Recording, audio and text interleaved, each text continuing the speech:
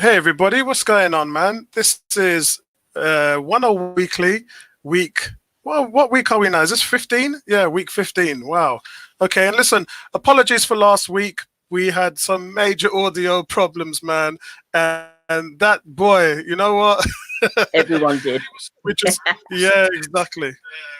Right, where's that coming from? Hold on. What week are we now? Is this 15? Yeah, week 15. Wow. Apologies. Okay, and listen, apologies for last major audio problems, man. And that. Right, okay. Let's have a look. Right, okay, yeah, I've got my speakers all off now, so cool. Right, yeah, so sorry guys, we had some major audio issues last week and we battled our way through it and we got there in the end. So it was really nice. And right now, Bertram's had a little bit of an issue. He's had an emergency, so he might be with us later on. And obviously, Tony, La African Guna, might join us as well. But we just heard the Queen's speech. So before we kick off, what did you make of the Queen's speech, Ebony? It was just run of the mill, say stuff to make people happy type of thing.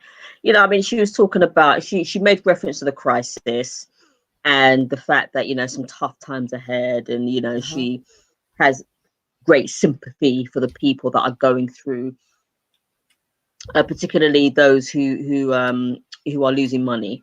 But it's not as if she's actually offered to contribute anything out of her £75 billion fortune. But yeah, it was just it was a bit like her Christmas speech. It's just happy, We've this year has been this and bloody. Typical Queen speech, really. I mean, I was not gonna watch it, but I knew you'd probably ask me about it anyway, so I thought, let me just hear what she has to say. Yeah, she was just doing her thing. She was just doing what she had to do, what she is supposed to be doing for a nation, and really just as part of her job, innit? That's why she's there. So, it is what it is. She was just filling in a need that had to be done. So listen, welcome to all you guys in the chat. I know it's a little bit unorthodox today because the way how things are, but there's still no football and it might be getting a lot more longer than we think it's going to be. And really the debate right now for today, we're going to cover the players' wage debate. Yeah? We're going to cover that because, so listen, we talked about this last week and I'm not happy with the Premier League. I made a few videos this week talking about the Premier League and how their snobbery and their tightness and their willingness not to help anybody, not to have any of their earnings. Remember, they earn their TV deal as a collective, obviously not bigger than Barcelona, Real Madrid, who's allowed to focus their own deals and work on their own deals. But in this country, everyone gets a piece of the pie. So it is the most lucrative deal, 5.1 billion. And not even a cent of that they're talking about is going to be going into the NHS or to be, the players don't care. Nobody seems to care right now. And that's what's driving me round the bend. And do you know the one thing, first of all, let me hear your thoughts on that before I go on about it.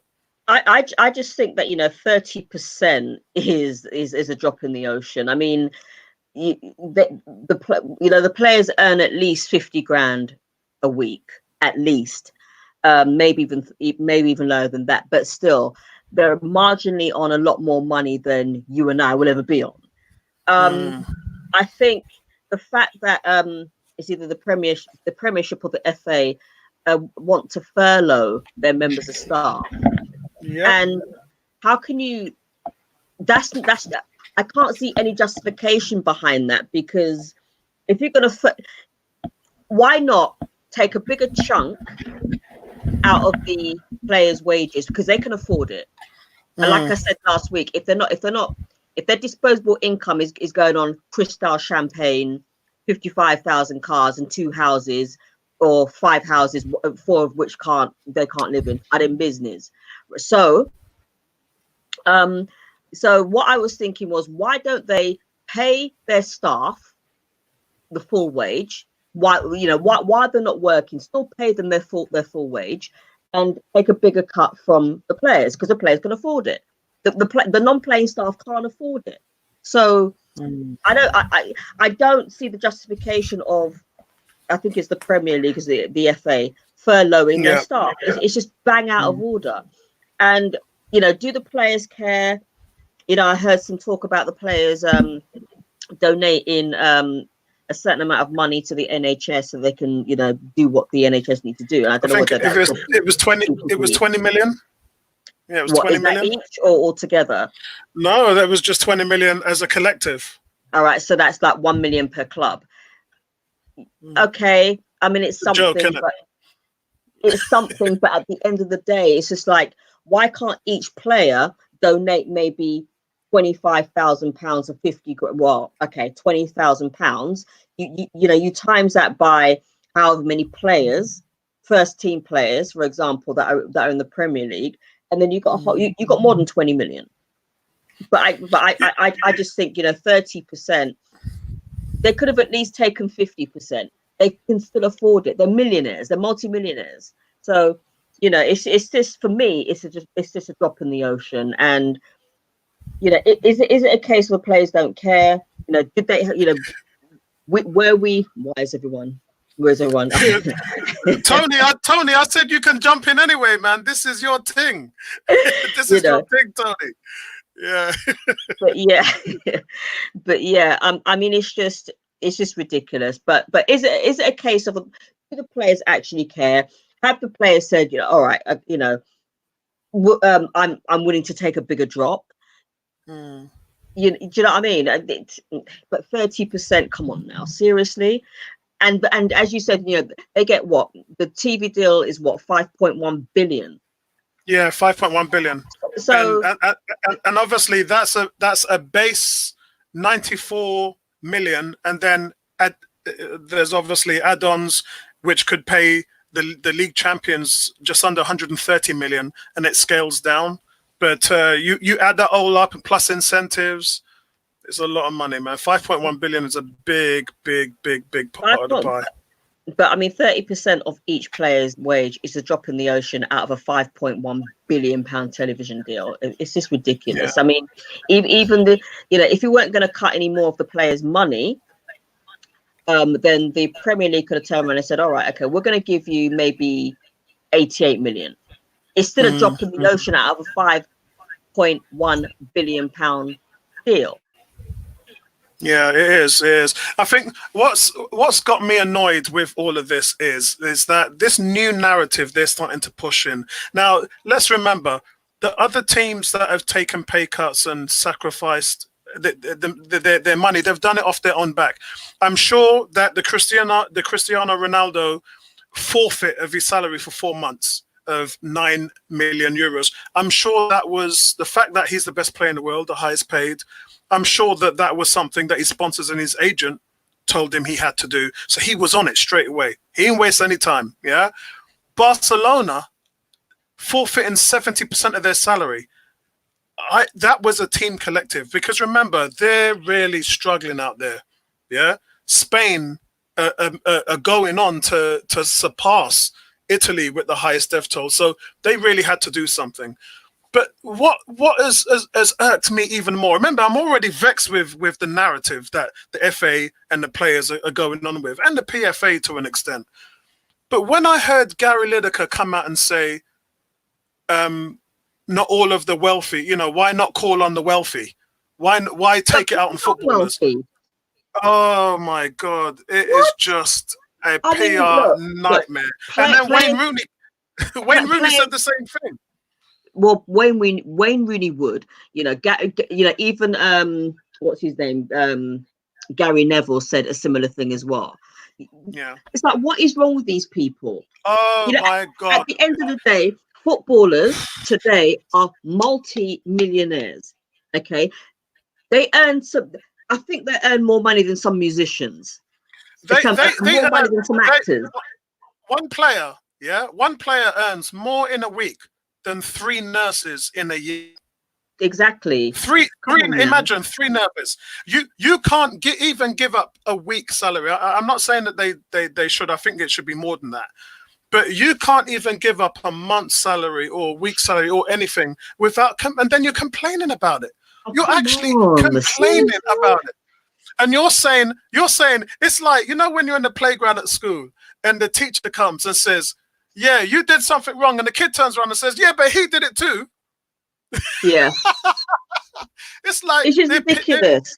And and and oh and my, and, and you've got like the lower leagues who are being told you have to forego 50% of your wage. It's like, mm, you see, this is where the Premier League, for me, and we all support a Premier League club, but this is where the Premier League are too damn greedy for my liking. They're too yeah, greedy. it Okay, is great.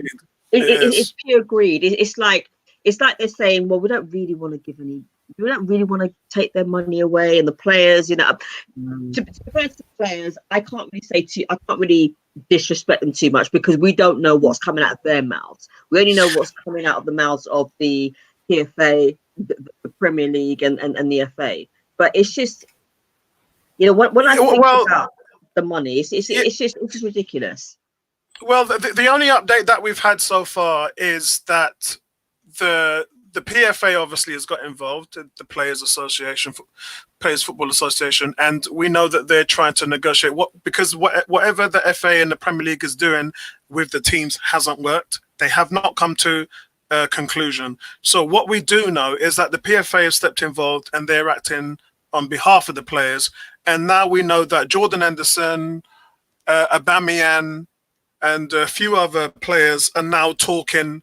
So basically the team captains are stepping up and they're the ones that are now negotiating with what's going. But the fact that they're having to do all of that, it's almost like you're begging them to give their money up now. This is supposed to be something that comes from the heart. It's a goodwill gesture from the leagues, from the clubs, from the teams, from the players. And with these guys, you're having to beg them. Beg. Ugh. Uh, You know what? Look, what they could have done, and maybe this isn't a good idea, but what they could have done, what they could have said, they could have actually insisted, you will forego this amount of money. You yeah, get yeah. paid enough, therefore we are taking.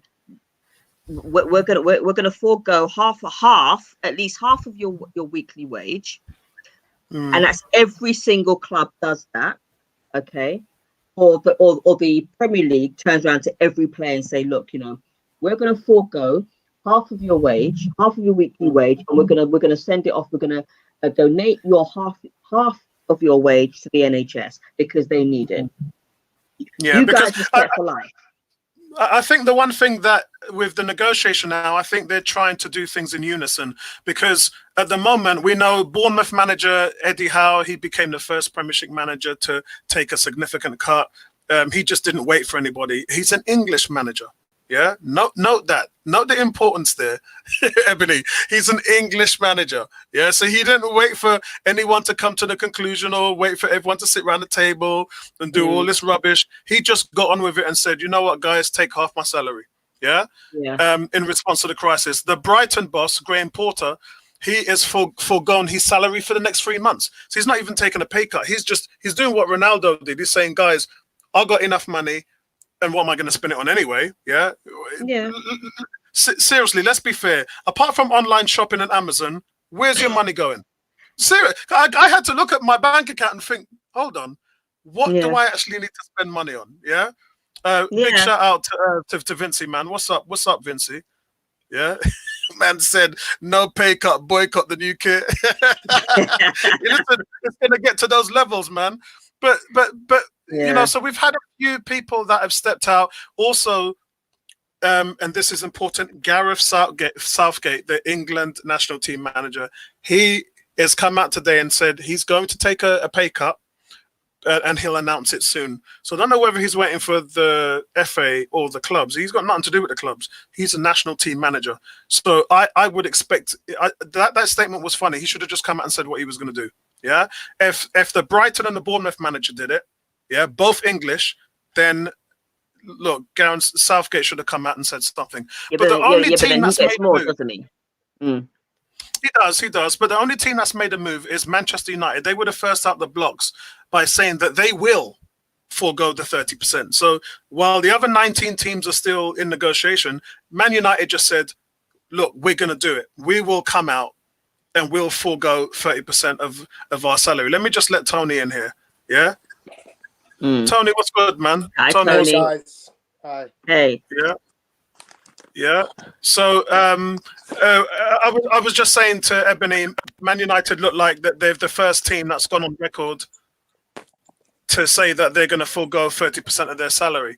What they have to remember is that when you forego your salary, you're not saying to the team don't pay you. Because obviously the payments are obviously going through logistics and everything. So it's donating the money to the NHS, and that's the reason why we're talking about foregoing that money. Obviously the clubs are going to be in dire straits, but the NHS needs help. And we're hearing orders being placed for test kits, orders being placed for ventilators, and it's gone beyond the budget that was set for the NHS. The NHS was already buckling at the knees. Yeah. So that's why they need this money. Yeah, Tony, I just want to let you come in here quickly. It's a very, very. He's just done.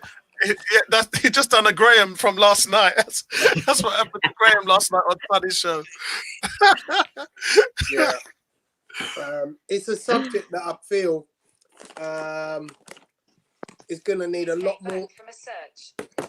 more scrutiny in the forthcoming months, if not sooner, because there's a need for resource and there's a need for finance, which is mounting beyond that which the government currently is able to supply. I mean, you know, we've been given a stimulus package, which is leaving a lot of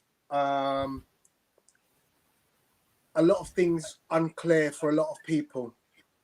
I believe that in the next 2 months, if as expected by, I know yourself, Apollo, you've said it before, you think this is going to last a lot longer than they're saying. Yeah.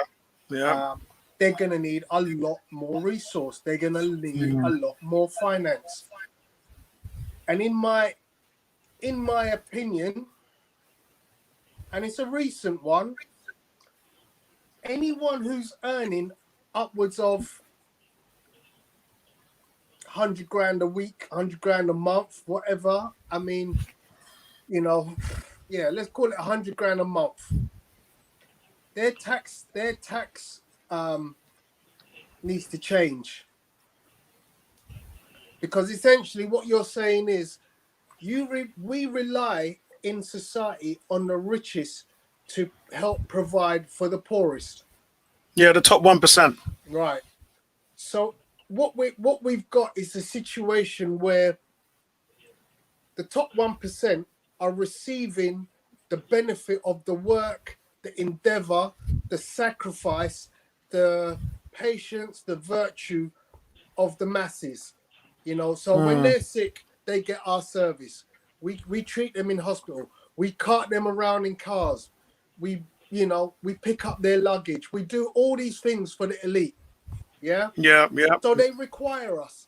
Let's be honest. If none of us pays for football, there is no football. Yeah. So, and the same applies for like stars on TV. You know, you've got all these mega stars making mega money. And I appreciate people's charity. There are a lot of very giving people. All right. But what I feel is this is now got to the point where the people who are able to and aren't giving have to be forced to give. Yeah. Quite simply. And how does that make the fans feel? Because I blew my top days ago. Well, and the sponsors, if you're a sponsor, you're paying these people as an image. Yeah, you're an image, you're a brand. I mean, the thing to remember is that, you know, the footballers should not be scapegoated because they're high earners. There are loads of people who earn high amounts of money who are totally missing any kind of rebuttal because they're not in the public eye. Yeah. There are organizations earning millions with tax. It's not tax avoidance. Is it tax avoidance? Well, no, it's not tax avoidance. What happens when budgets come out and when you have your new tax laws for the coming year, some of those companies benefit from the biggest tax breaks. Yeah. So while the tax breaks might be 1% or whatever it is, if you're a billionaire, 1% of $1 billion is a huge amount of money. Yeah. Yeah. So that's the reason why everyone's, like our tax is always going up, their tax is always going down. So they get these massive tax breaks, and we're the ones, the working class, who have to foot the bill. Exactly. 99% of the working class are paying for the NHS, for the fire services, for the, for our dustbin men to collect our dustbins. Exactly. We're paying for that. Whereas the top 1%, they're getting all the breaks to save all their money. And what annoys me is this 330 billion, I can't call it war chest. It's a bailout, stimulus package. Yeah. And in America, it's 2 trillion. And these big companies now are looking to get in on some of that money. Yeah. So hold on. You've taken money from the Treasury, Bank of England, and America's taken its money. And the big corporations, because nobody's flying, nobody's buying, nobody's using gas or fuel, or no one's whatever, these companies now see an opportunity to get their fingers into the stimulus package. And that is just making me even more annoyed. Ebony, save me from this man. Listen, what you'll find is that the members of that 1%, they're never the first to give. It's always people like us, people who earn way less than £1 million a year. We're always the ones that want to help. And it's not even just monetary, it's literally wanting to go out there and deliver food to the needy, or being able to drive, because I'm prepared to drive people. I'm prepared to risk my health to help people who are well and truly worse off than me at the end of the day. The 1%, they always go missing. The Jacob Rees-Mogg, who's still making his 15% here and there. It's the same guy who's making money out of abortion pills. Boris Johnson ain't putting his hand in his pocket. He's a millionaire. Most of the politicians are millionaires. They are not putting most of these Tory millionaires are not putting their hand in their pocket, because they know that they're part of the reason why the NHS is on its knees anyway. They don't really care. Of course. In relation to charity giving, as I said, I don't want to, blanket everybody who's a celebrity, because we all know there are people out there who give millions of their money to charity. The Bill Gates Foundation, it's an amazing thing. It does a lot of work globally. And I know there are some who will say, well, they're doing it for an ulterior motive.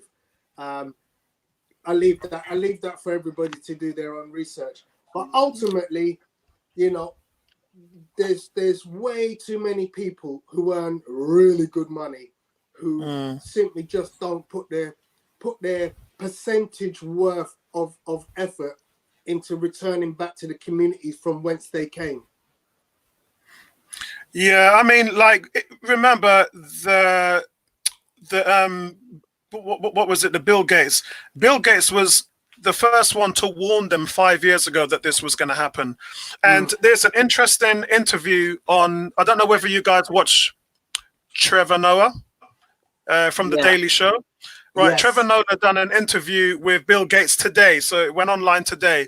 And obviously the two most ridiculous propagandas out there is Bill Gates started all of this and 5G. Those are the two biggest things right now.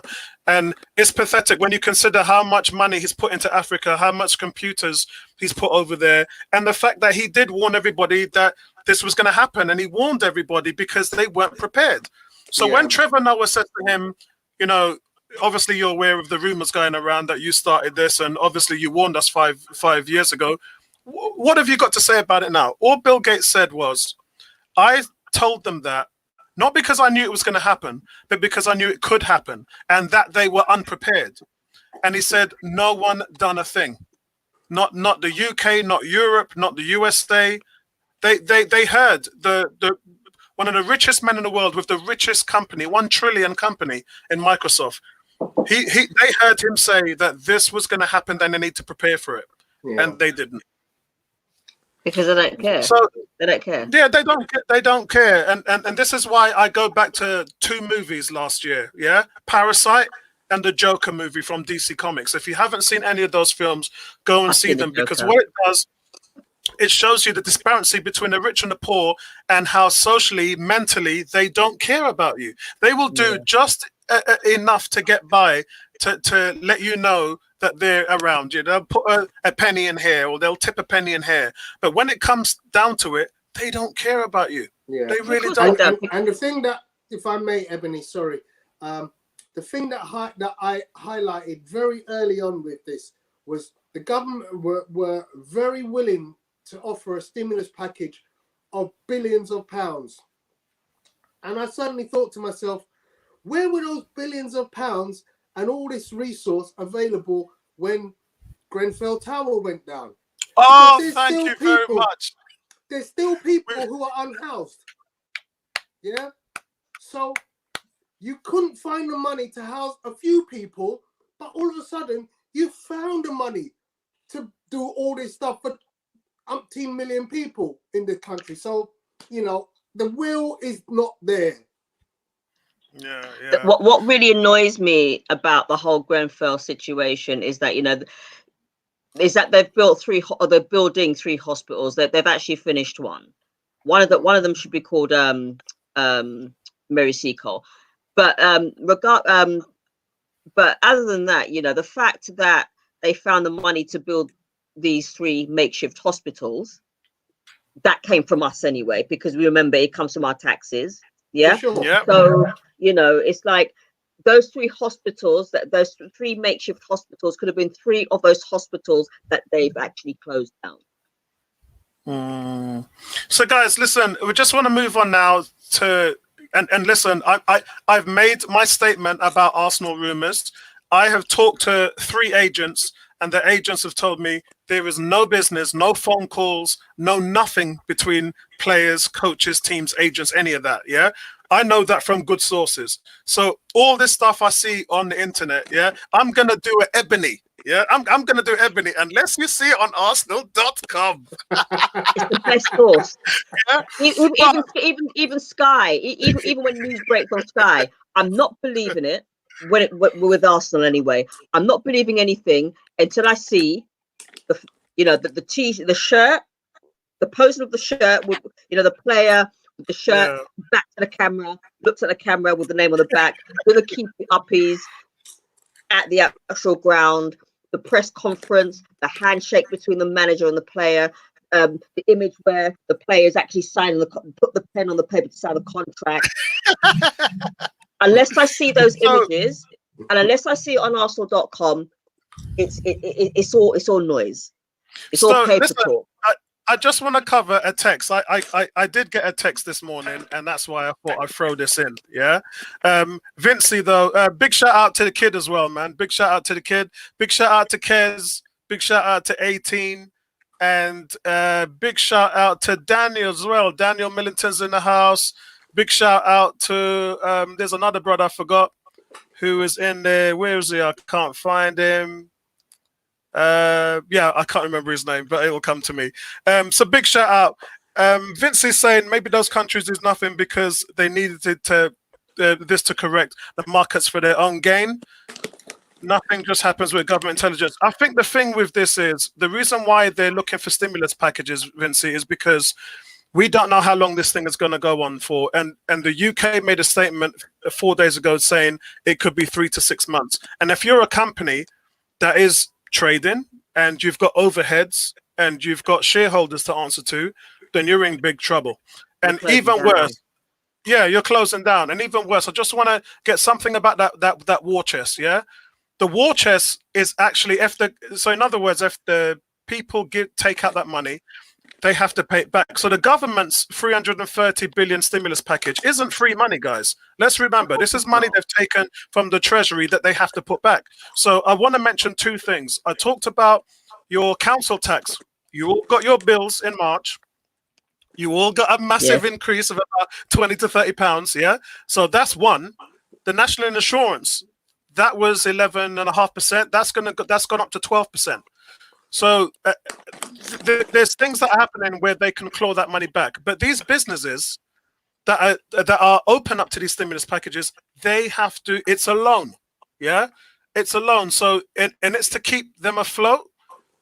From the it was a Bank of England scheme to help them bridge the gap between the disruption right now.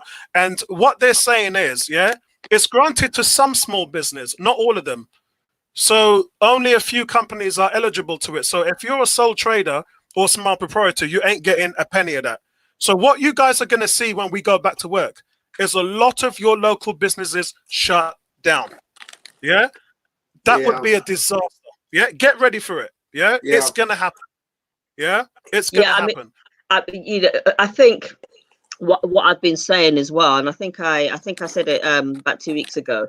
The way it's been packaged is as if all right, so you're going to get 3 months off of your mortgage. That's how it's packaged in a way whereby it's like you're being told, all right, you've got 3 months off of your mortgage. Month 4, that's when you start paying again. No, it's just been frozen. Well, it's actually been put to the back, and then you've got to pay interest on it. Exactly. So it's not free. Yeah, in the long term, you're worse off because it's been added to the value of the mortgage rather than put to the back. That means that you're going to be more interest on it. So it's a loss. It's really only there for if you've lost your job. So it will benefit some people, but for most people, if you can hold in there, don't do it.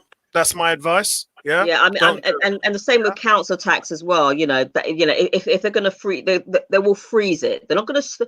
You're not going to get 3 months or whatever it is off your council tax. There's no 3 months off your rent because you are going to, because by month 4 you'll end up paying the first month on month 4, the second month on month 5, and the third month on month 6. So basically, you're paying 6 months within 3 months. If that makes sense.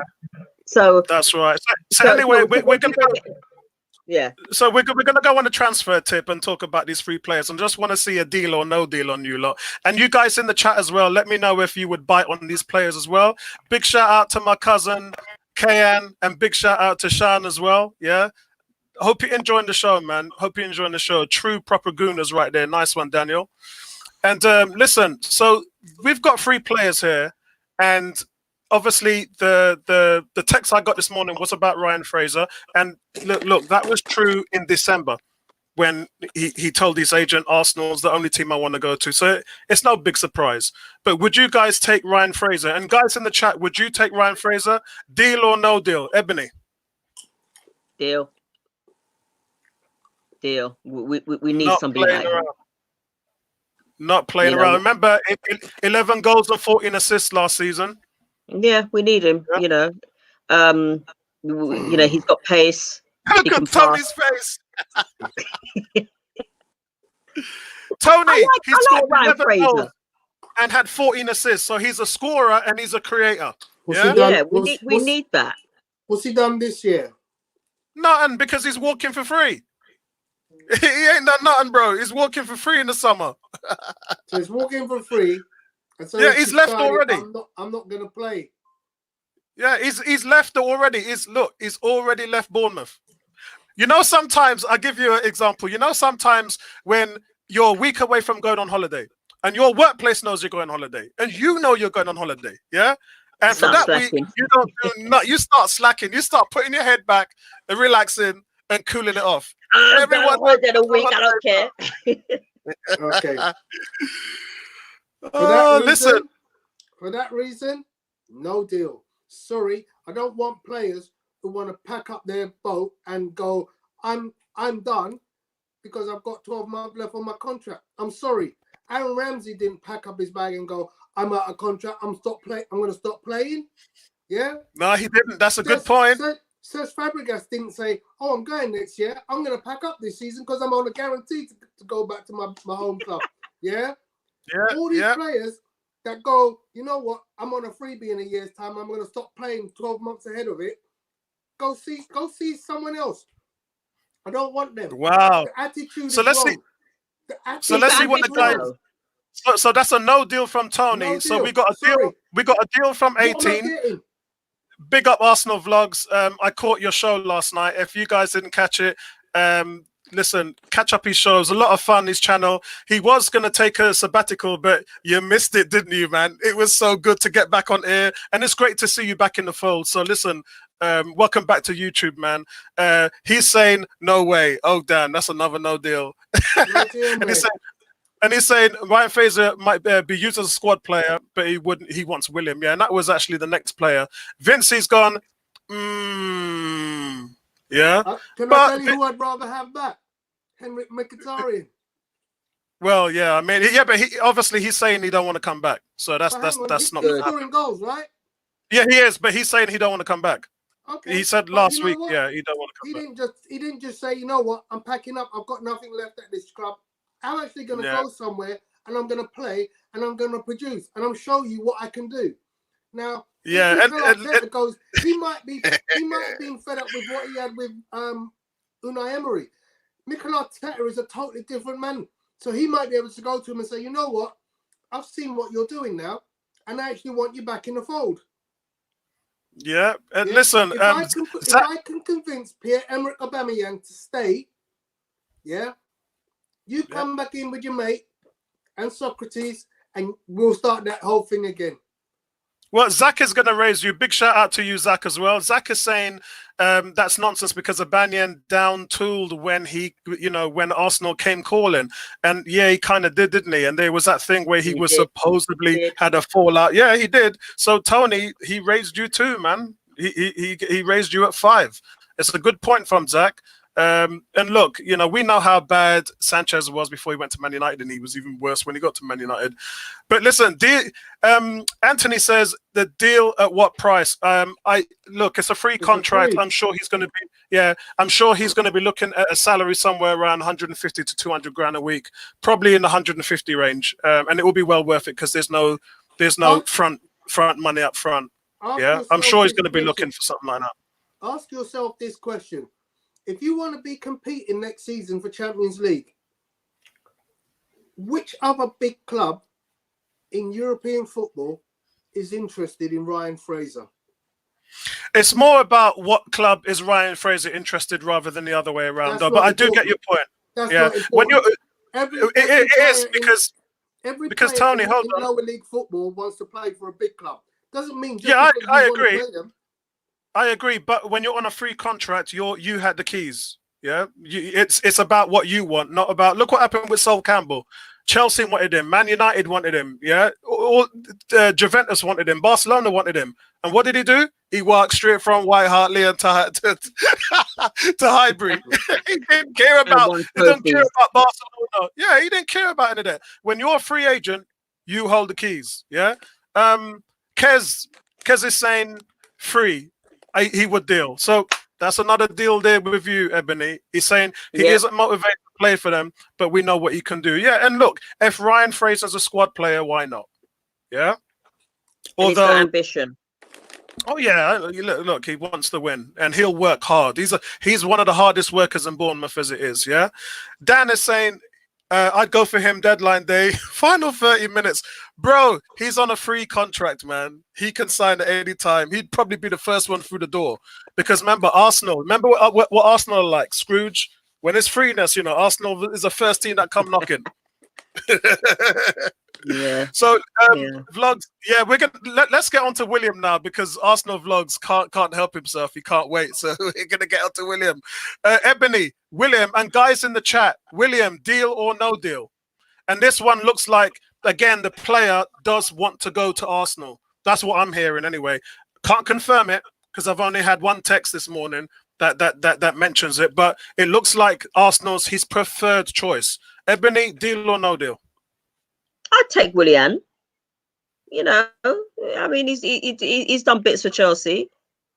Hasn't scored many goals for Chelsea, but he's done bits. He's provided. Bit of steel. I know he's not every Chelsea fan's favorite player, but he's done bits for them. It's an interesting one. So obviously, before we really move into it, Arteta really believes that he can do with Reece Nelson what he did with Raheem Sterling. And that is a big, big, big, big shout from Mikel Arteta. If he's saying he can do it, I trust him. Yeah. So do I. So it's really about how does that look and how does that turn out? What does that look like on paper on the pitch? So yeah, realistically, I want to know how that would work out, what the logistics would be. So for now, for me, I would say no deal because he plays on the right. We've got Pepe, Reece Nelson on the right. And obviously Martinelli can interchange. So for now, I would have to say no deal. Tony, deal or no deal on William? Guys in the chat, I can't see your things, man. You just said you would take Ryan Fraser in the same position? No, Fraser can play across the board on the free. He can play front free. Yeah, he can play all across the board on the free. He's not going to play in the 10. He's not going to play. No, he can play. He can play on the right or the left. Yeah, I know he can play winger, yeah? Which for me is exactly the same as what Willian can play. But neither can play down the middle. So for me, if you've just agreed to say, I'll take Ryan Fraser, and you just disagreed to take Willian, I don't understand your logic there. Well, because Ryan Fraser will be coming with an English steel. He's got more steel. He's a steel player. William's not a steel. So William's a silky player. We got plenty of those. We got plenty of silky players. What we don't have are the ones that want to get nasty. Yeah, like said Klasnach. Sorry, I don't want my wingers to be nasty. Well, you got Klasnach and you like him. Are you a fan of Klasnach? Klasnach is not a winger. Yeah, he's a wing back. Right. He's a wing back. Right. Yeah. Let's just talk about wingers. Robert Perez was not a nasty player. Freddie Ljungberg. No, he wasn't. He could be. Players. Yeah, that's debatable about Perez, though. Hang on. Mark Overmars was the weakest of the weak. He would never go. The ball never go about 10 foot from his head because his hair was perfect every time. So this nasty player is not required on the wings. The nasty player is the one straight down the middle, so Fernandinho, yeah, Mertens, Ndidi, Kante. That's where we want him. Yeah. So really? Wingers, okay.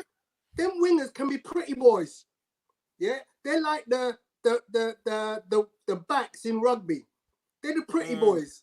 But down the middle, I want Tony Adams. I want Patrick Vieira. I want at the helm. I want Thierry Henry. Ryan Fraser, Willian, neither of them fall into that midfield, centre, middle of the park, destroyer. Yeah. So no deal for you again, Tony. No deal. No, right. We got. Let me get it wrong. No, I got it wrong. I would have Willian over Ryan Fraser. Far more output. Yeah, and I don't mind him silky up the side. I don't mind him run trip. Listen, the guy's gonna run and deliver because that's what he's doing at Chelsea now in the live season. Yeah, and we don't have enough players who don't have enough players who can take on defenders. Right. However, when we start talking about that midfield enforcer, the Torreira number 2, that's not William, that's not Fraser, that's somebody else. Yeah, and that's what I'm saying is. If you offer me Ryan Fraser, no thank you. Not doing jack this season. I don't know what you're going to deliver next season. William, on the other hand, for the same nil money and maybe a little higher salary, I will take him all day, every day. That's a fair shout. With 18, he's gone William Deal. Yeah. Deal. If Vincey says no deal, he's not going with you, Tony. That's a conversation you're gonna have with Vincey later on. Who have we got here now? Adrian is saying no deal. We're getting some no deals coming through right now, man, for William. Lord. And Arsenal vlogs are saying I think Williams is good. I think he's assists for Chelsea fans. You can say that he's hit and miss. Yeah, he's got that Mkhitaryan in him. Some games that he turns up to, some games he just doesn't like. When he plays us, we just nullify him. I don't think he's had one good game against us, but he lights it up everywhere else. I'm a big William fan. Yeah, I'm a big William fan. Have we got any shouts? Any other shouts, William? No. I mean, for me, I don't know. I wouldn't take him based on the fact that I want Reece Nelson to thrive. I want to see what Reece Nelson turns into. So for me, I think I'll go no deal on that one. Yeah. So hang on, guys. let me work this out. Another question for you, Apollo. So you'd rather take Ryan Fraser and pay him 150 grand a week, yeah? Yep. And put Reece Nelson ahead of him, who's on what, best part of 50 to 60 grand a week? What was you getting Ryan Fraser in for? I'm getting Ryan Fraser so that he can back up Saka on the left. Sorry. And then what I would do is, if you're paying hold on, Tony. Hold on. I would have Pepe and Reece Nelson on the right. I would have Fraser and Saka on the left, and then I'll move Martinelli into the middle. Okay. My point is, if a man's coming to the club, he should be, if he's paid more than an existing player, he should be ready to jump in ahead of that said player. Yeah. No, I get the ethos, but I would, because he's on a free contract. I mean, yeah, it's different. What you're saying about squad players, yeah. But if a player comes into the squad, yeah, and he's getting paid more than another player who is a better player, then he shouldn't be getting that money. Because, as I said, it's a free contract. When Sol Campbell came in, he was our highest paid player. Right. But he wasn't our best player, but we all knew what we was getting with Sol Campbell. He was going to become very quickly our best centre back. The Rock, now, Ryan Fraser very quickly becomes our fourth, maybe fifth best winger, because Pepe, Reece Nelson, Saka, who else have I forgotten? Mkhitaryan, who's still at the club, don't forget. Yeah. You know, I just think for a man to come in and be the fifth choice or the fourth choice, and you're paying him more than one of them who's ahead of him, maybe even two of them, because he's getting more than Saka, he's getting more than Reece Nelson, he's going to get more than Martinelli, who also plays effectively as a winger. Yeah? And then he's coming in and doing what? Taking 150 bags for sitting on the bench. Yeah. If I'm going to pay you that money, if I'm going to pay you that money, you best be ready to set them boys on fire so that they're performing week in, week out, because I know you're going to come in and you're going to light it up. Which he ain't doing and listen, right now. No, he's not doing it right now. We all know that. But guys, I just put Zach's comment on. Last night, me, Graham, Sonny, big shout out to Graham as well. Big shout out to Sonny. And if you guys ain't following Sonny's channel, Sonny TV Unleashed, please subscribe to Sonny's channel. Great shows. I'm going to probably feature on there a few more times now, just to get that synergy going. Because obviously Sonny's been let down by a few guys, which everybody knows. And just want to support my brother there, man, because he's got an amazing platform. And so look forward to that happening. And back his channel, please, guys. For me, it's we were talking about Jesse Lingard from Man United yesterday, and as you guys know, you got a hail no from me. Yeah, you got a hail to the nah. Yeah, nah. I don't even think I'm going to ask you to, because he's called Lingard for a reason. Pardon my French, he's shit. Oh my God! Hell he's no. just that would be the worst move. He can't I'll be honest, I don't even know why you raised his name, Apollo. Oh, because it was, you know what? No, man. Hey, Tony, even we can allow ourselves a little bit of fun now and then. No, but listen, why are you raising his name when you haven't mentioned David Silva, who's on a free? You haven't mentioned Olivier Giroud, who's on a free. You haven't mentioned Pedro, who's on a free. They're too old, yeah. You haven't mentioned Thomas Meunier, who's on a free. Yeah, Dries too old, Mertens, man. Who's on a free. Adam Lallana's on a free. Adam Lallana's rubbish, man. Yeah? Yeah. I wouldn't mind Mertens, by the way. Mario Götze's on a free. Yeah, I wouldn't touch him. Yeah, nah. I wouldn't touch him. Edison Cavani's on a free. Yeah, you know what? I might take a stab at that, I might take a shout on that. Yeah, I might take a stab on that. He's very hit and miss. Deal. Deal all day long. You know how many? Yeah, I would How take many that. chances that he misses, Cavani? Yeah, I know. But listen, he's just like Giroud, and I know you like Giroud, Ebony. He's just like Giroud. Yeah, but Giroud. Okay, Listen, He's good Giroud. looking. Look, she was gonna say Giroud is good looking. Listen, I'm gonna Well, go with this. yeah, but he cares viewpoint about his hair. My viewpoint on Cavani is, yeah, he's not really a striker that over the years I've really looked at and gone, he's a prodigious striker. However, he's nipped me in the bud because I've had to go, you know what? I can't knock his numbers. He's a 25 goals a season striker.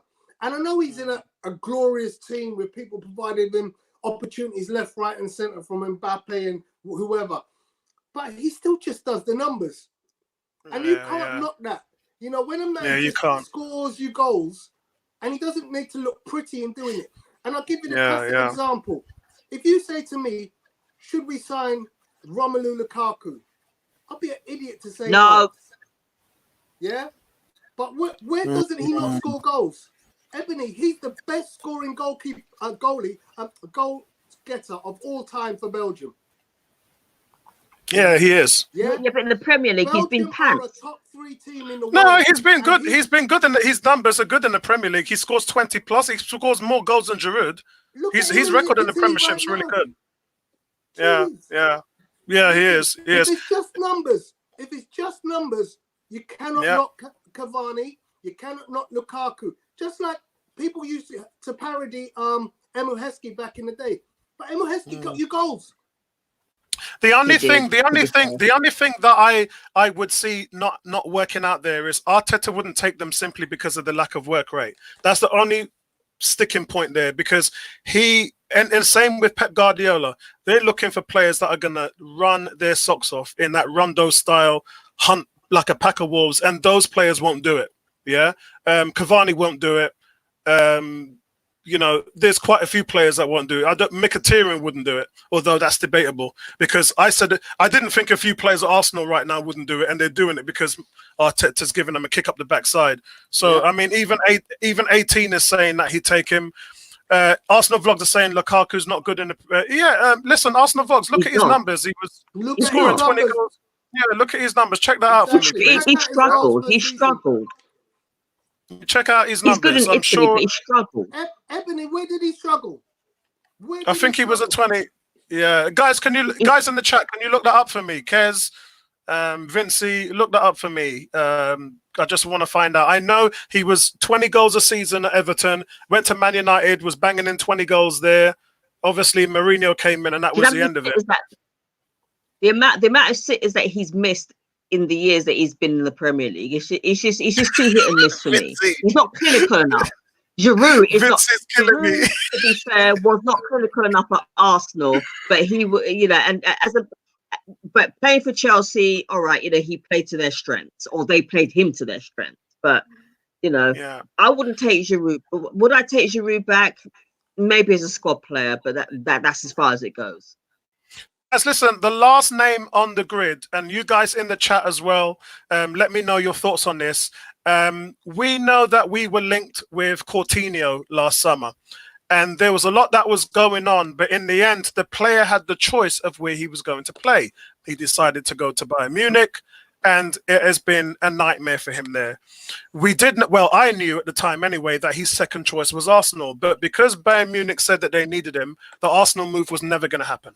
Yeah. Now, one of the one single text I got this morning said that Arteta has been talking to Coutinho. So I don't know what's going on there, but obviously they're both Spanish.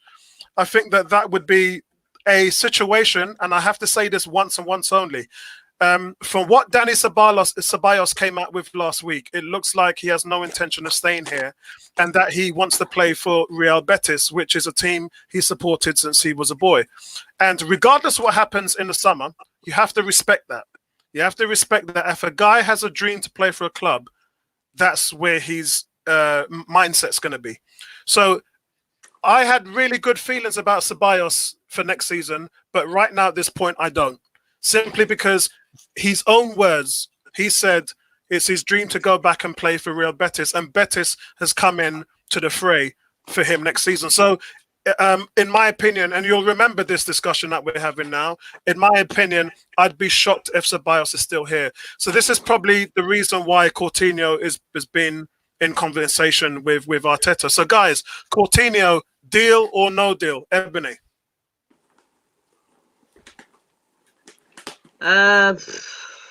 Yeah. I mean, he was great for Liverpool. You know, can he replicate that performance again? If he can, the Coutinho I take is the Coutinho that played for Liverpool. If he can replicate that performance, then I'll take him all day long. That's a strange one, because again, I would have to look at that. 18 says deal, by the way. What does Vincey say? Vincey is Coutinho, if he's prepared to stay 5 years, deal. He would be, because that would be his last contract, Vincey. Arsenal Vlogs is saying no deal. Yeah. And he's even saying Ceballos has got to go. It's a shame, because Ceballos is just getting into form now. We know that his fitness wasn't up to a level.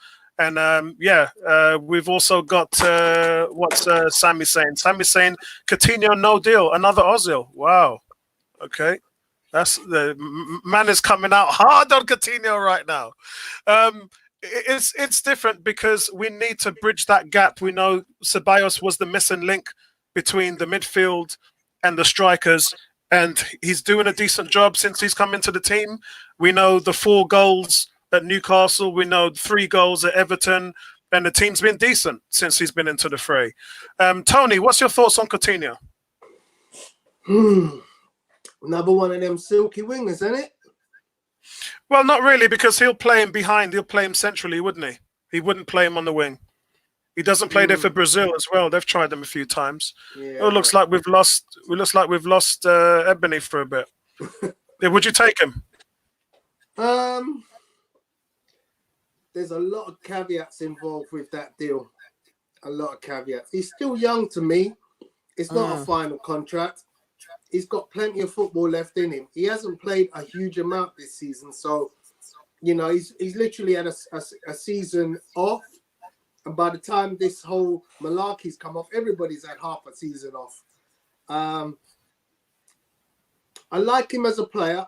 He's a wizard on the football. Kind of reminds me of a modern day Robinho. Yeah. Yeah, I'd agree. I agree. Can be a match winner, but you just don't know what you're getting.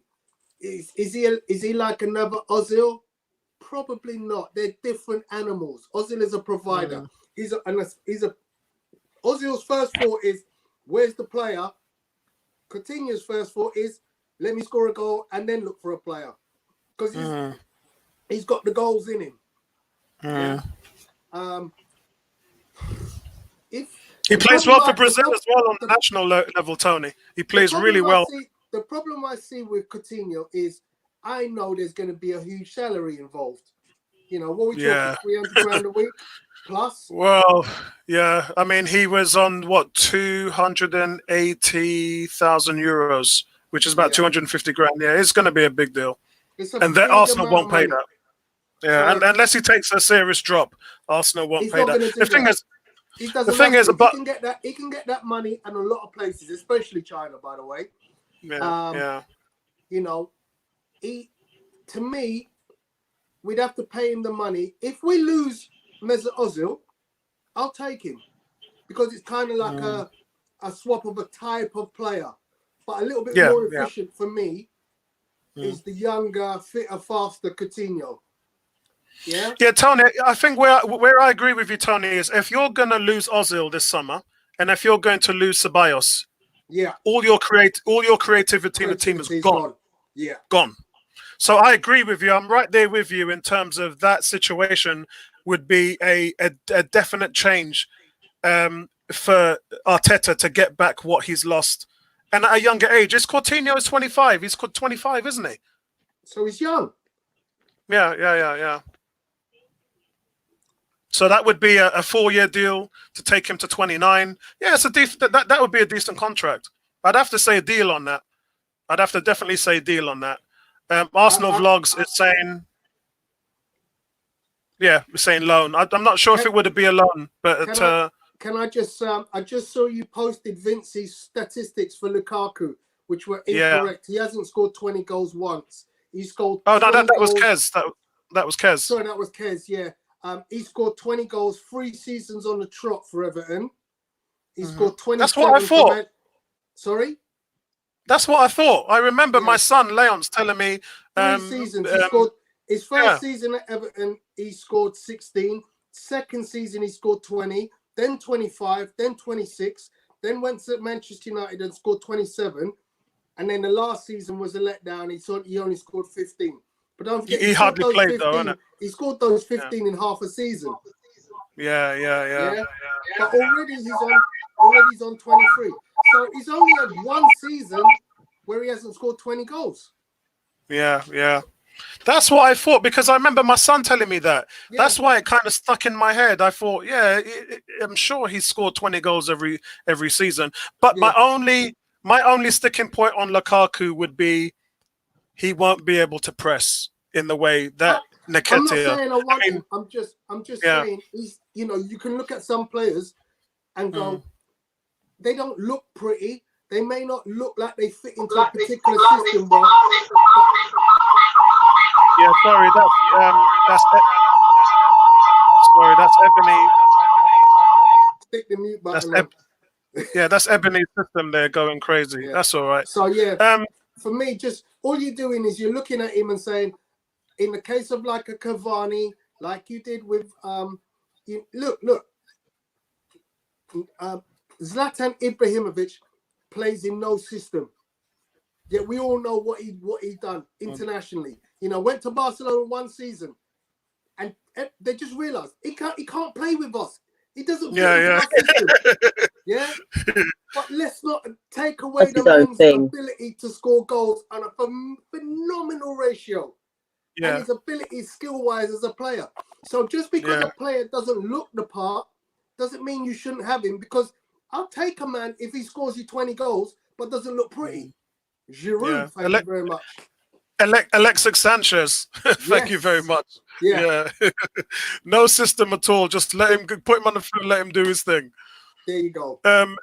Sammy is saying we need players who are hungry for something to prove.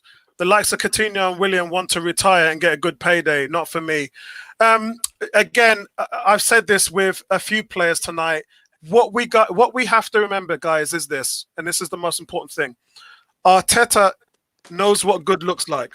Yeah, he wants to work with a system that worked at Manchester City, and not all players are created equal. Not all players fit into that system that works.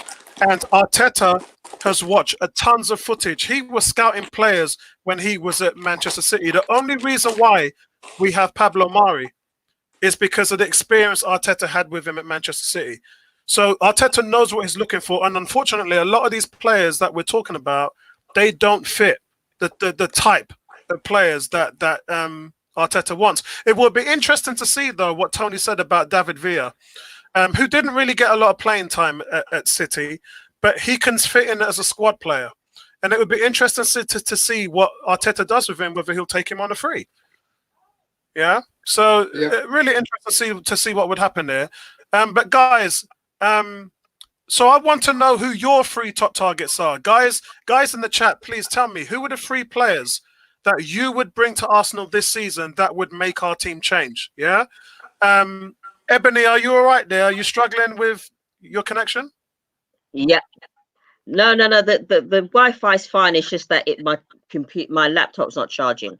My top 3 targets. Yeah. Right now, I can't think of any names, but we definitely do need a centre back, at least one. Why? Definitely need.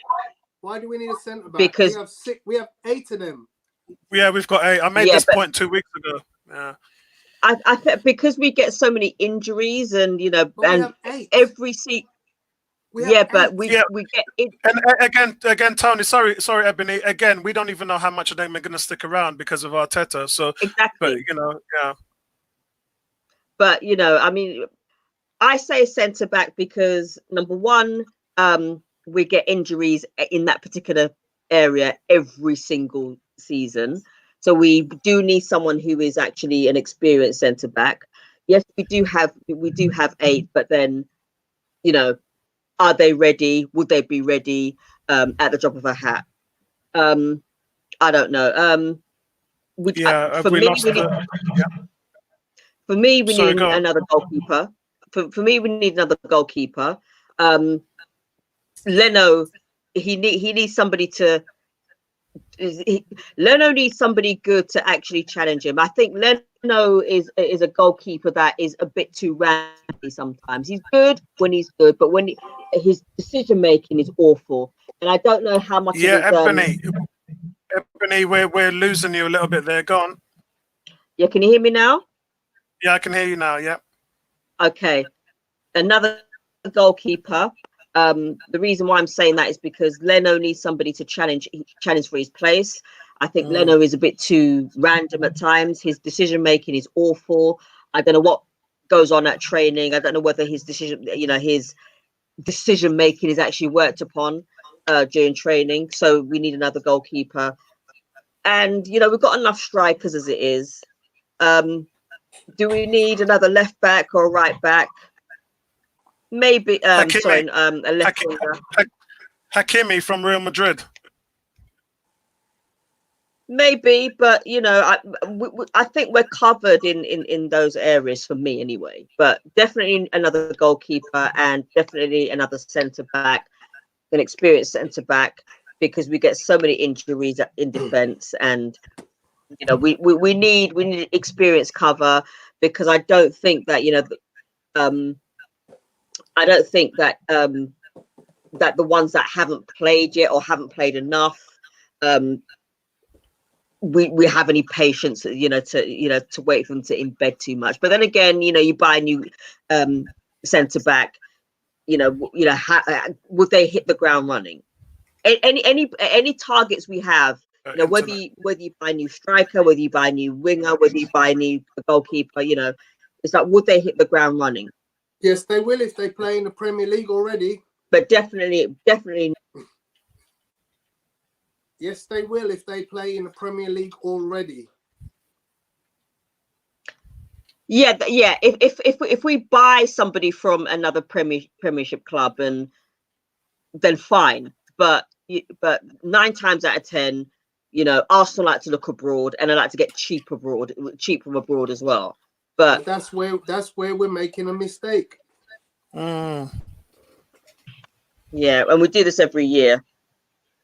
Listen, there's a fine balance. You need to bring in players like Gabriel Martinelli, who is playing second or third division football in Brazil, or you need to bring in a Matthew Guendouzi from the second league of French football. Those kind of players are gems. You need to find those players. You need to find a young player who's playing in the Masia. I'm losing both of you guys on internet connections at the moment. Can you hear me? Yeah, I can hear you, Ebony. So I think we need to scout places like the youth systems of international great teams like Barcelona and find these gems. And obviously use Edu and his talent spot in Brazil. But we need an Edu in every continent. We need to be finding the next Yaya Toure coming out of Senegal. We need to be finding... What's happening? It looks like we're, StreamYard's having a little bit of an issue there. But, go on, guys. Yeah, so we need to be finding, these gems in all corners of the earth, But for me, we have to look at our squad and we have to go, right, let's concentrate all of our effort on those positions which we need desperate reinforcements to.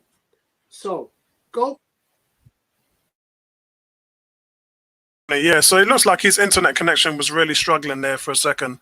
Listen, for me, I would probably go with Hakimi, Akpankano, and I would go with Declan Rice from West Ham. I would take him in terms of being the defensive midfielder. I would definitely take him and put him next to... it looks like we've got Right, Tony's back. We actually had Bertram there for a second, so I don't know whether Bertram could come back. Tony, I was just saying that I would go for Hakimi, left back, right back. I would go for Pancano. Why do we need a left back or a right back when we've got two of each with one to spare? Yeah, I that's what I would go for, especially for squads. We need a squad if we're going to challenge. Our squad is just too weak to injury. We have 3 left backs and 2 right backs. Well, I don't really rate them in this system. I'm going with the hypothesis that Arteta doesn't like the setup that he's got now, and he's going to make some wholesale changes. I don't think a lot of these players are going to survive, and I think he's going to go for. I think he's going to go for Hakimi. If you can, and then I also think that he'll go for someone like Declan Rice if he can't get anything. Why is StreamYard doing that? I think we're having a little bit of streaming issues here. Yeah, so I think I would go for Declan Rice as well from West Ham. Hold on, hold on. Let me see if I can get. Hey, how you doing, man? I am doing well. How are you doing? How's things? Things are okay. Just had to deal with an emergency. Yes. Not fully rectified, but close. Yeah, we're getting some StreamYard's really locking up on us at the moment here. Yeah, StreamYard's locking up a little bit on us here at the moment. So, okay, all right. Yeah, so listen, Bertram, you've been keeping up with what's been going on? As much as possible. Good. So we're actually just finishing out at the moment now. We're just going through our top 3 Arsenal, who we would prefer this summer. And I've gone for Hakimi, Declan Rice from West Ham, and Pancano. Tony was about to tell us who his 3 is. Tony, over to you, and then I'll go to Bertram. Okay, so my viewpoint is you go with the players in the positions you need most. Yeah? So I'm not really sure why we need another fullback when we have Bellerin, Cedric Soares, who should be available next season, Kieran Tierney, Kolasinac, Saka, and even Ainsley Maitland-Niles. So we got 6 players who play. And don't forget, Socrates even plays right back sometimes. Yeah? So we got a lot of players. Now, I appreciate if you're getting rid of 3 or 4 of them, you need to... Which he will. Yeah. Yeah, so which he will. Yeah. If that's the situation, then fine. I agree with you. Hakimi, great. Fantastic. Upamecano, again, same thing. We have 8 players in that central midfield, central back position who I'm sure we can find 4 quality players. You love Rob Holding. Yeah? Yeah, I do. We all love William Saliba coming in next season. Mm-hmm. Yeah? We kind of like Callum Chambers. I'm not so sure. I think he could be a make weight. I definitely like Pablo Mari. Right. I thought so. Guys, Tony, I have to stop you there for a second. It looks like, and I did hear my son talking about this. Daniel, thanks for the update. It looks like the Prime Minister has gone into hospital. There was talk today about, I know they were talking to the secretary, health secretary, and the health secretary also had the coronavirus. But because some people get it mild and some people get it heavy, the health secretary was asked, why are you out in the open on the microphone while Boris Johnson is stuck at home? And the health secretary did say it's because obviously he's got it quite bad. So I just want to make sure. Thanks, Daniel, for that update. I did hear my son screaming something in the background coming down the stairs, but just want to let you not know that Boris Johnson has gone into the hospital. I'll get an update from my wife as soon as she lets me know. But yeah, go on, Tony, carry on. Okay, so I think we've got quite a lot of good options in the centre back roles. So one more on top of that means you have to get rid of like 3 players because we are getting William Saliba back next season. So I wouldn't make that a priority if it was me. That's the question. The question is, who are your 3? Who would you bring in? So the positions that we really, really need is creation. Yeah, and I'm gonna go creation, and CDM. Yeah, Guendouzi, Torreira. They're going to be your you're players holding. that You're are still two holding. about. Yeah, you got Willock also. Although he's been a little bit off of late, He has really dropped off. He's disappointed me a lot. Yeah. Yeah. Okay. But quite clearly, we have a need for a Patrick Vieira in the centre of the park. Someone who can come in and just bonk, take the game by the ball. That's why I went for Declan Rice. And you know what? Me and Bertram have got the same viewpoint on this one. Decore is the one. Yeah? Okay. Decore is the one. For me, I'm going to take Decore. Then you need invention. You need creativity. Because Ozil is another year older. So whether he stays or whether he goes, you still need to have creation. Ceballos, as you rightly said, looks like he's about to go. So as far as I'm concerned, you go and you find yourself 2, if not 3, creative midfielders. And I'm looking, number 1, I'm looking at Jack Grealish and thinking Premier League ready. Yes, another one. Yeah, that's another one. Yeah, Premier good League shout. ready. And then you find your other. So whether it's Jack Grealish and Coutinho, or Jack Grealish and David Silva, or whoever it is, but they need to be creative. Yeah. Yeah. So that's my feelings. Go get 3 players who in the middle of the park are gonna. Yeah, that's a good free. That's a good free. Yeah, 3 players: Decore, Grealish, Coutinho. We're getting this lag.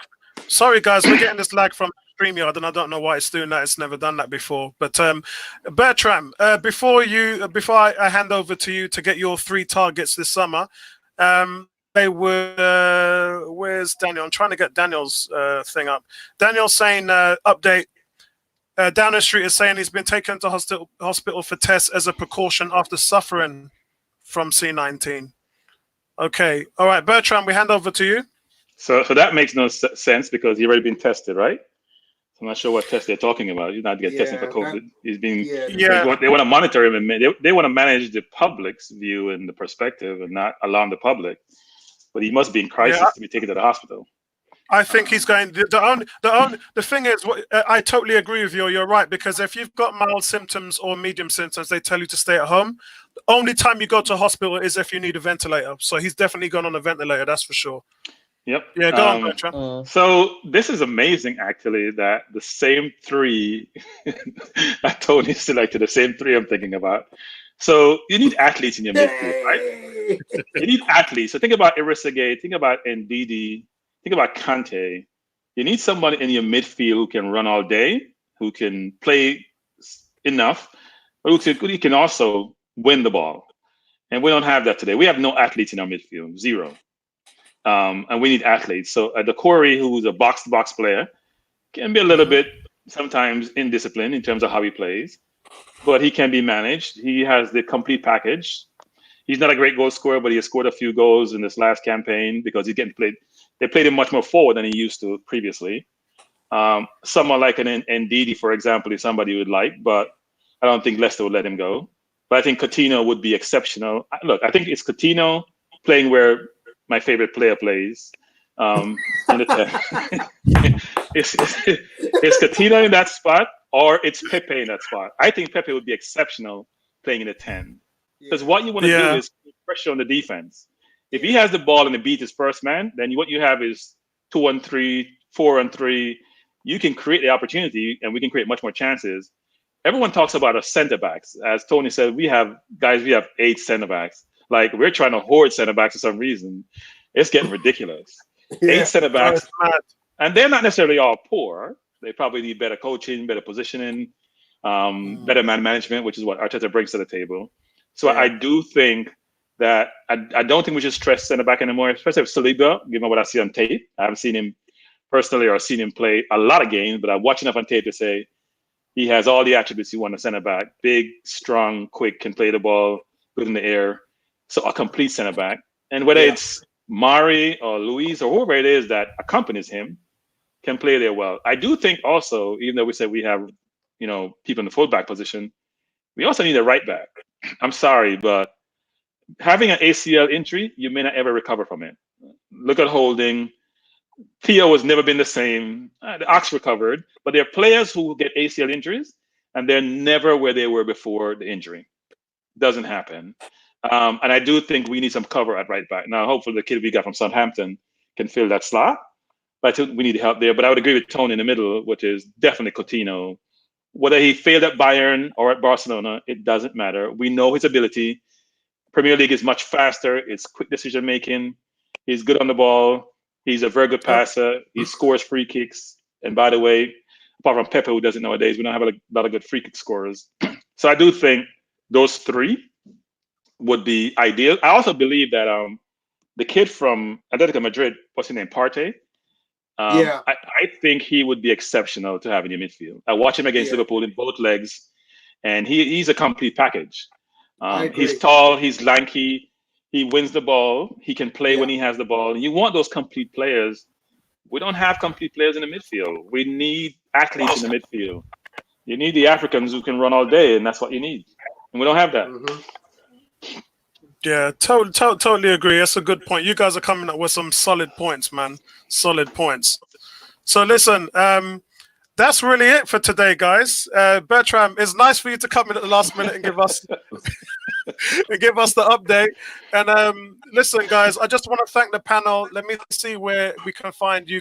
You should know now on Twitter. You can get Tony Puglist Boy on Twitter. Pugilist Boy. Pugilist. Yeah, you can get him on Twitter. Normally your Twitter handle's supposed to be down there. My Twitter handle's at the top there. Ebony and Bertram you can find on 101. And listen, thanks to everybody in the chat room and Facebook. Appreciate that. Appreciate it wholeheartedly. And listen, we'll have to fight through this corona infection on these streams, man, because it's getting tough to get sorted out these days. But I want to thank everybody. And listen, keep subscribing to the channel. Keep checking out the videos. And remember, as I said, check out Sonny TV Unfiltered as well. And listen, you'll probably see me on there before next week's show as well. So thanks for everybody. I'm going to go and check out the news of what's going on with Boris Johnson now. And keep safe, everybody. Hashtag stay at home. Yeah? Stay at home. Only guy if you're a key worker. Because New York is a big... You can only stay at home if you don't have emergencies. And guys, listen, another shout out to Arsenal Vlogs. He's only 8 subscribers away from hitting 800. So subscribe to his channel as well for Arsenal content. Big up to everybody, man. All right, peace out, guys. Nice one. Enjoy.